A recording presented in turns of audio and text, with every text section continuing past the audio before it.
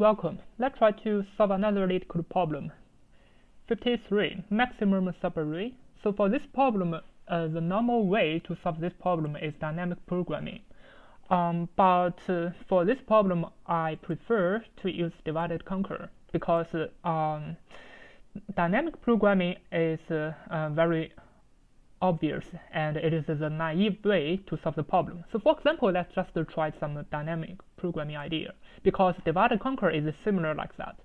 So for example, we have -2, 1, and -3. Let me just prepare 4 numbers for simplicity.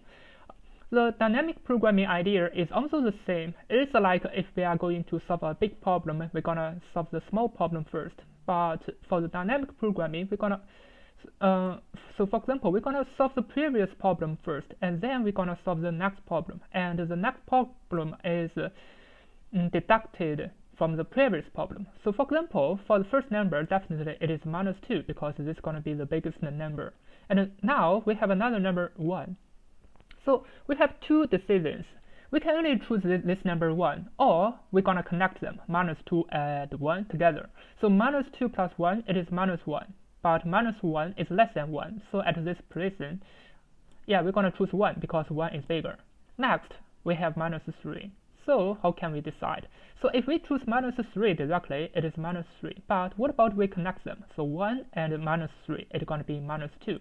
So at this position, the maximum number is -2. So what about the next one? So we have two decisions. We can choose only 4, or we can choose 4 and -2 together. So -2 plus 4, so it is 2. Yeah. So this 2 means 1 -3 and 4, but we can choose 4 directly because 4 is bigger. Yeah. And our final result gonna be maximum of this function. This is f. Yeah. So it's gonna be 4. So this is very obvious. Now we're gonna use another way. So that is called divide and conquer. So the divide and conquer idea is also the same. Let me just explain it from here. Yeah. Similarly, we have this kind of array. Yeah. So we have -2, 1, -3, and 4. We just use this example.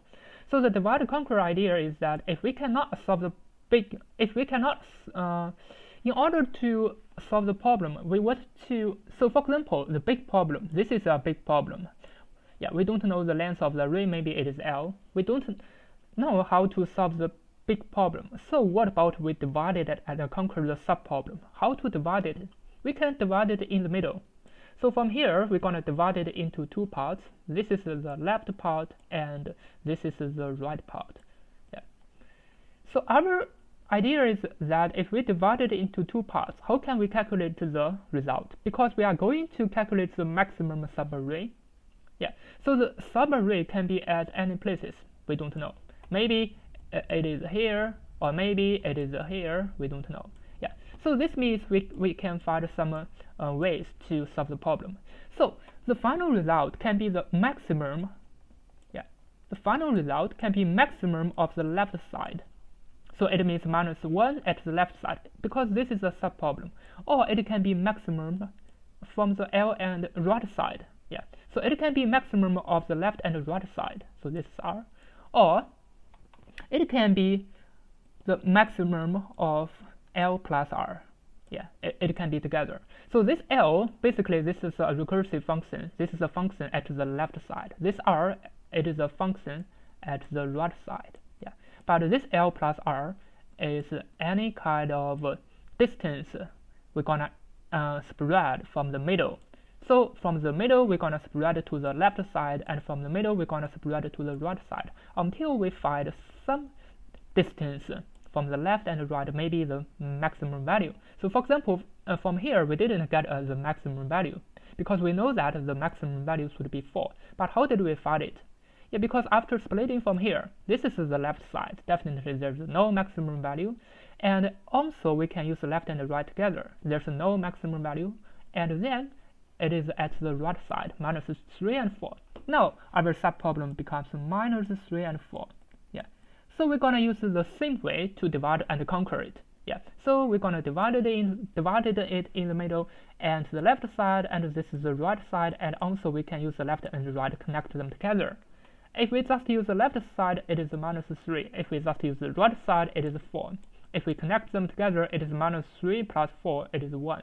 So what is the maximum value of minus 3, 4, and 1? It is 4. Yeah.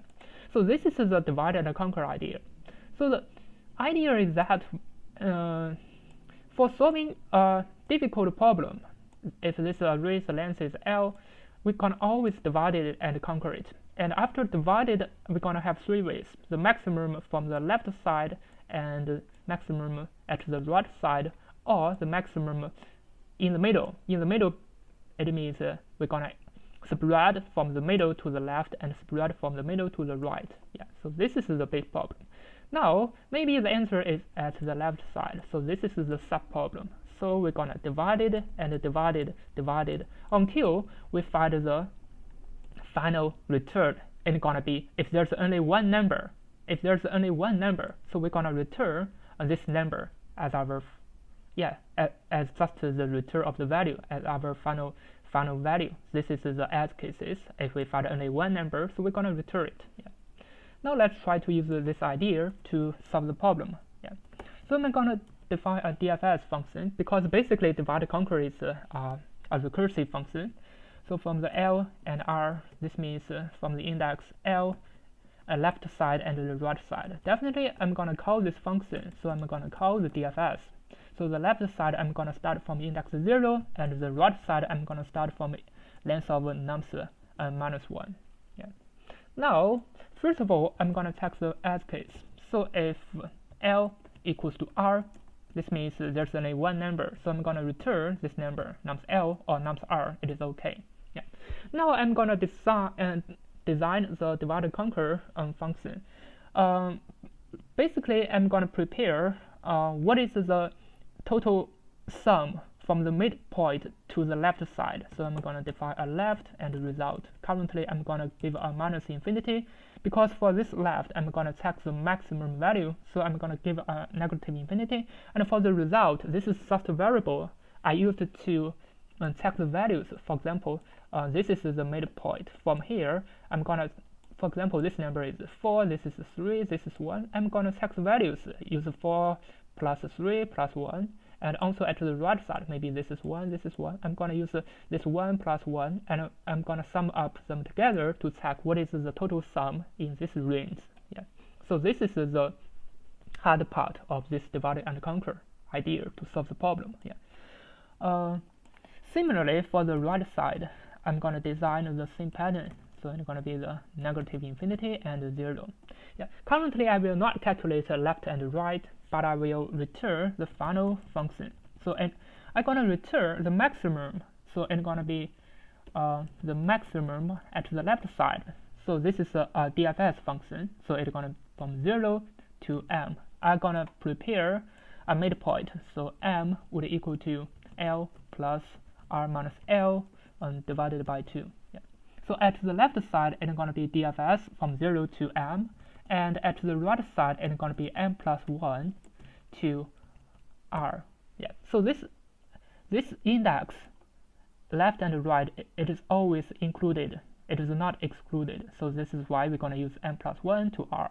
Yeah. And also we needed to check the value of left plus right. So this means the spread from the middle. Yeah. Because for each of the cases, definitely there are 3 subcases. We're going to compare the maximum of the 3 subcases. Some of the cases we already know the result, but for this one and this one, left and the right side, we didn't know. So we're going to use the recursive function until we get the result. Yeah. Now we need to calculate the left and the right. So this is going to be easy. So it's going to just use a for loop. So for I in range from the midpoint, it is m, and to the left side, it's going to be L minus 1 to minus 1. Yeah. So first of all, we're going to plus it to the result because result is 0. So we're going to plus this number to the result, and we're going to check the left. So it's going to be the maximum of this left and the result. Yeah. And similarly for the right. So for I in range, so from here, it's going to be m plus 1 to r plus 1. So this is the right part. Yeah. So the similarly, result would plus equal to nums I, and right should equal to the maximum of right with the result. Yeah. So if we use left plus right, basically it means this is let me make it clear. If we use left and right, this is the divided m. If we use this left and right, definitely this is one case. Yeah. So definitely this is one case in the middle, extend to left and extend to right, and the second case is at the left side. So this is the DFS 0 to m. Yeah. And another case is the right side. Yeah. This is the right side. As you can see, actually we calculated overlap some of the numbers. So this is why it is not O(n), it is n log n time. Yeah. Now, if everything's okay, we just need to run the function to check if it works. Yeah, let's just run it to check.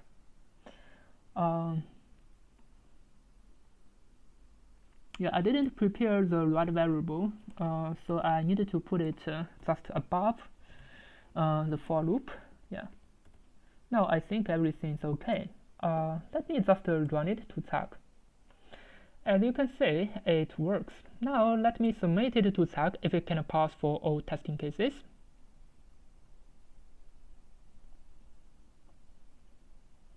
It might be slow, but I think we're gonna try to use some method to speed up. Yeah, we cannot pass.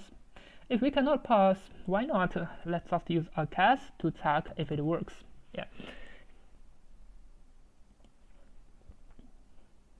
Normally, I think it can still pass, but let's just check why it cannot pass.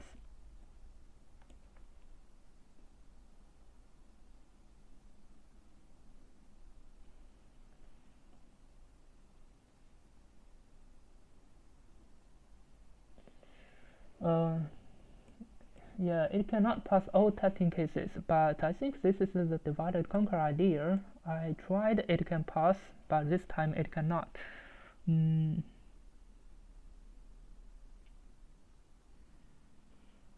Yeah, let me just try again.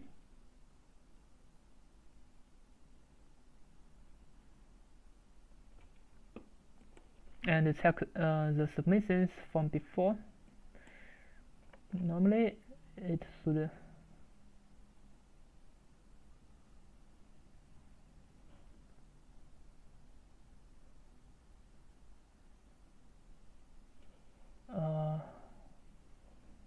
it cannot pass. This is strange.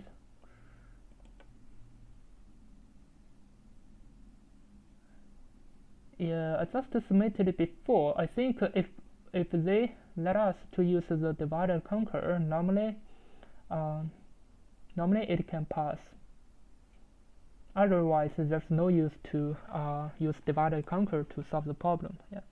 Let me just make a comment and copy the same code. Maybe I did something wrong. Let me just check.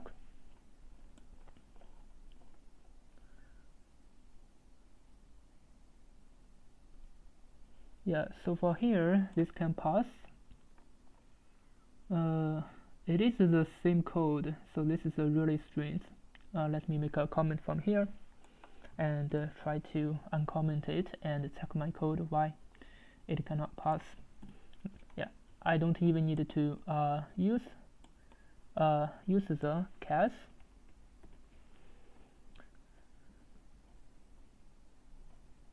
Yeah, everything is exactly the right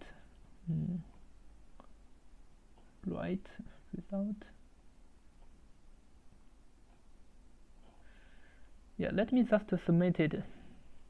But definitely this is gonna be slow. But if they would us to use divide and conquer, we have to sacrifice the time. I mean, it's gonna be slow, but the idea of divide and conquer is really good for such problem.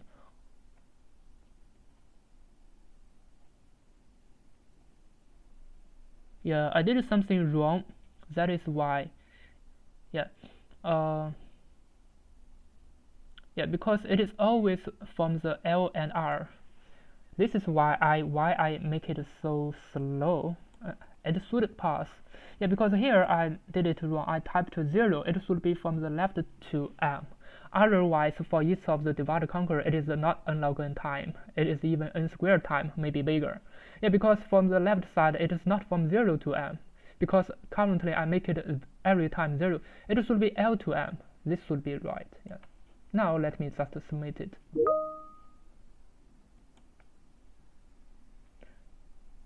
Now, as you can see, it passed. Yeah.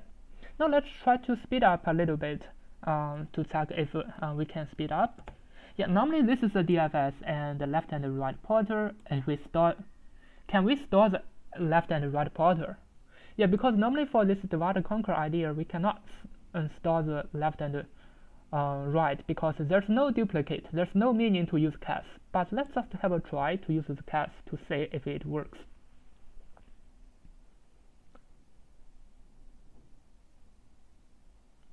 Yeah, as you can see, it works, but it didn't improve the time because this is not dynamic programming. This is a divide and conquer. There's no duplicate of this L and R because for each of the splitting, there's no duplicate of this L and R. So for example, this is a big problem, we split it, and for the small problem, we split it. And they're never gonna have a duplicate of this L and R. This is why this is a divide and conquer. Even we write a DFS with the left and right pointer, but index, but we cannot use cas because this is not dynamic programming. And the time complexity is n log n. Thank you for watching. See you next time.